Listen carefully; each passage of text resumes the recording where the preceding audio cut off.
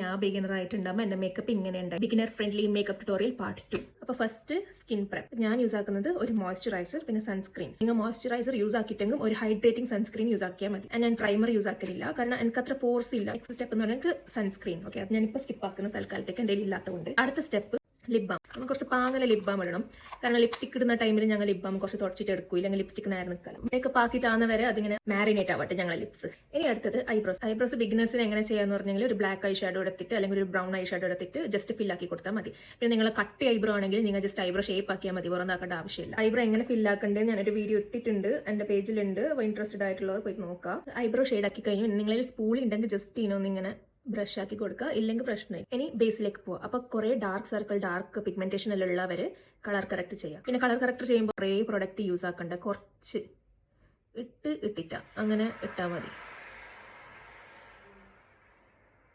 നിങ്ങൾ കൺസീലർ ബ്രഷിൽ അതന്നെ യൂസ് ചെയ്തിട്ട് ഇങ്ങനെ ബ്ലെൻഡ് ആക്കുക, അല്ലെങ്കിൽ ഫിംഗർ വെച്ചിട്ടാക്കുക. പക്ഷെ എനിക്ക് ഫിംഗർ വെച്ചിട്ടാക്കുമ്പോൾ ഒരു തൃപ്തി വരുന്നില്ല, അപ്പോൾ ഞാൻ എപ്പോഴും പ്രിഫർ ആക്കുന്നത് ബ്രഷാണ്. കറക്ഷനായി. ഇനി അപ്പം എൻ്റെ കൺസീലർ ഇടാൻ പാടില്ല, ഞങ്ങൾ പൗഡർ വെച്ചിട്ട് സെറ്റ് ആക്കണം. ഒരു പൗഡർ ബ്രഷ് എടുക്കാം, ലൈറ്റായിട്ട് എന്നെ സെറ്റാക്കുക, കളർ കറക്റ്റ് ആക്കിയതിന്. ഇനി we are ready for concealer. കൺസീലറും അതെ കുറേ വാരിക്കോരി തേക്കേണ്ട ആവശ്യമില്ല, നിങ്ങൾക്ക് ഇടല വേണം അവിടെ മാത്രം തേക്കുക. അപ്പോൾ എൻ്റെ കണ്ണിൻ്റെ ഈ ഇന്നർ കോർണർ ഭയങ്കര ഡാർക്ക്. നോക്ക്, ഈടൊന്നും നമുക്ക് അത്ര ഡാർക്ക്നെസ് ഇല്ല, ഈട ഉണ്ട്.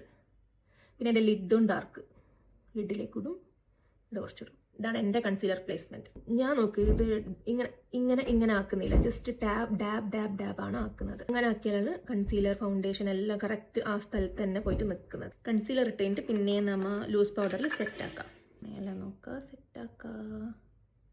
ഓക്കെ, ഇനി അടുത്തത് ഫൗണ്ടേഷൻ ഇല്ലെങ്കിൽ സ്കിൻ ടിൻ. അത് ഞാൻ പാർട്ട് 3 ആയിട്ട് അപ്ലോഡ് ആക്കാം. ഇപ്പോൾ വീഡിയോ കുറേ ലോങ് ആയി, അപ്പോൾ അടുത്ത വീഡിയോയിൽ കാണാം.